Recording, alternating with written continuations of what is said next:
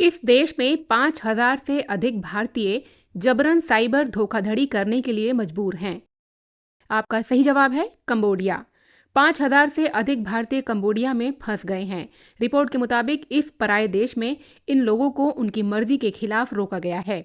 इतना ही नहीं, घर वापस आने वाले भारतीयों के साथ साइबर ठगी के लिए इन्हें मजबूर किया जा रहा है। सरकार का अनुमान है कि इन धोखेबाजों ने बीते 6 महीनों में कई भारतीयों को चूना लगाया है। ये अब तक 500 करोड़ रुपए तक की ठगी कर चुके हैं। इन भारतीय नागरिकों को कंबोडिया में रोजगार के अवसरों का लालच देकर उन्हें साइबर अपराध करने के लिए मजबूर कर दिया गया। विदेश मंत्रालय के अनुसार अब तक लगभग 250 भारतीयों को बचाकर वापस लाया गया है। कंबोडिया में फंसे हुए पीड़ितों ने आरोप लगाया है कि उन्हें फर्जी सोशल मीडिया प्रोफाइल बनाने और भारत में लोगों को धोखा देने के लिए कहा गया था। गगन शक्ति 2024 अभ्यास हाल ही में भारतीय वायुसेना द्वारा किस स्थान पर आयोजित किया गया? आपका सही जवाब है पोखरण। हिंदुस्तान में अब तक का सबसे बड़ा हवाई सैन्य अभ्यास 1 अप्रैल से शुरू हुआ है। भारतीय वायुसेना के इस अभ्यास को गगन शक्ति 2024 नाम दिया गया है। हर 5 साल में आयोजित होने वाला ये आयोजन पोखरण की फील्ड फायरिंग रेंज में शुरू होगा। 10 दिन तक चलने वाले इस युद्धाभ्यास में वायुसेना के करीब 15,000 वायुवीर हिस्सा लेंगे। इस अभ्यास में स्वदेशी लड़ाकू विमान Tejas, Rafale, Sukhoi 30, Jaguar, Globemaster, Chinook, Apache, Prachand सहित कई लड़ाकू विमान और हेलीकॉप्टर हिस्सा लेंगे। रक्षा मंत्रालय से जारी जरूरी दिशा निर्देशों के अनुसार इस अभ्यास के लिए भारतीय वायुसेना के सभी हवाई अड्डे को सक्रिय किया गया है। टैंटलम एक दुर्लभ धातु हाल ही में किस नदी में खोजी गई थी? आपका सही जवाब है सतलुज। भारतीय प्रौद्योगिकी संस्थान पंजाब के शोधकर्ताओं द्वारा सतलुज नदी में टैंटलम के अंश पाए गए, जो इलेक्ट्रॉनिक्स में महत्वपूर्ण एक दुर्लभ धातु है। स्मार्टफोन और लैपटॉप जैसे उपकरणों में कैपेसिटर और रेसिस्टर्स के लिए टैंटलम महत्वपूर्ण है। इसकी खोज नदी तल के नीचे अप्रयुक्त खनिज संपदा का संकेत देती है, जिससे आगे की खोज में रुचि जगी है। टैंटलम के अद्वितीय गुण इसे मूल्यवान बनाते हैं, जो संभावित रूप से विभिन्न उद्योगों और स्थानीय अर्थव्यवस्था पर प्रभाव डालते हैं। हाल ही में समाचारों में उल्लिखित स्टारगेट क्या है?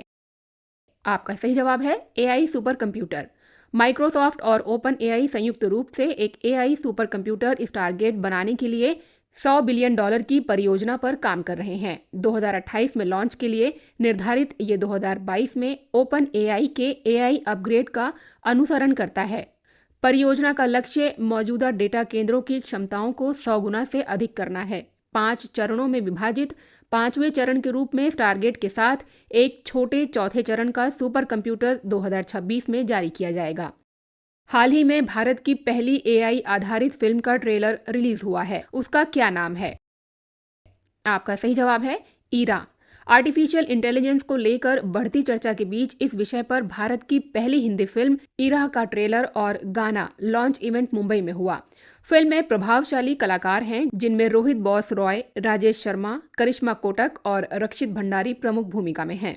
ईरा का ट्रेलर एआई प्रौद्योगिकी के अंधेरे अंदरूनी हिस्से की एक झलक पेश करता है, जो इसके संभावित दुरुपयोग और नकारात्मक नतीजों को उजागर करता है।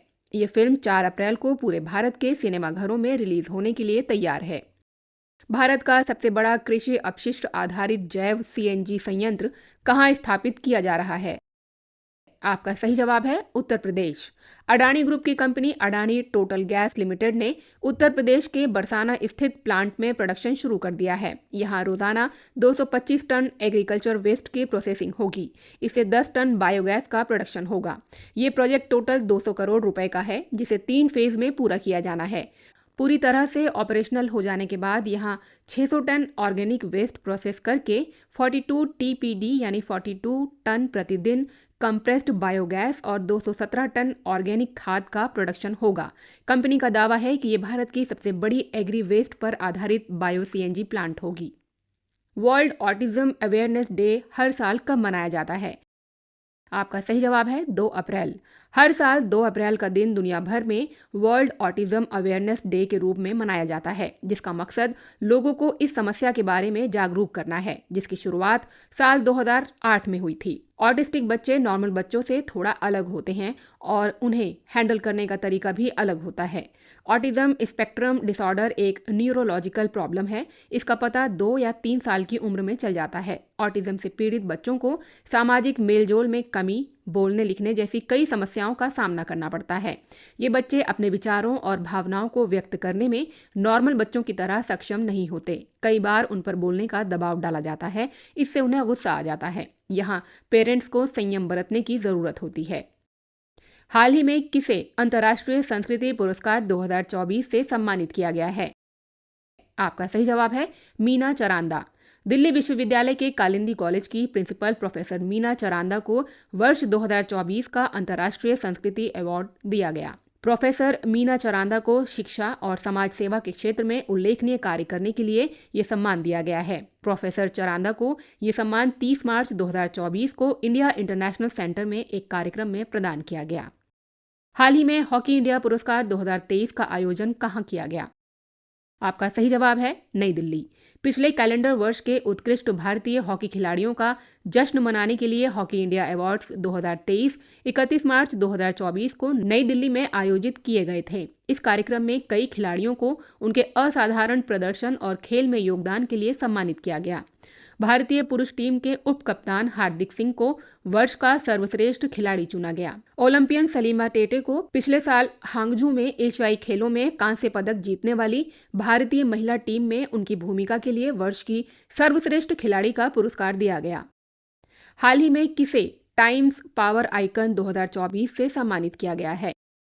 आपका सही जवाब है विजय जैन। उद्योग जगत के शीर्ष नेताओं के सम्मान में एक शानदार कार्यक्रम में स्टार एस्टेट के प्रबंध निदेशक विजय जैन को प्रतिष्ठित टाइम्स पावर आइकन 2024 पुरस्कार से सम्मानित किया गया। हाल ही में नोएडा में आयोजित पुरस्कार समारोह का आयोजन द टाइम्स ग्रुप द्वारा किया गया था। इस अवसर पर रियल एस्टेट क्षेत्र के विजय जैन के दूरदर्शी नेतृत्व और उत्कृष्ट उपलब्धियों को स्वीकार किया गया और उनका जश्न मनाया गया। इस कार्यक्रम में सिने आइकन अदा शर्मा सहित उद्योग जगत के नेता और मशहूर हस्तियां मौजूद थीं, जिन्होंने विजय जैन को पुरस्कार प्रदान किया। इस वीडियो को लाइक करें, हमारे चैनल को सब्सक्राइब करें और बेल आइकन जरूर प्रेस करें हमारी न्यू वीडियो सबसे पहले देखने के लिए।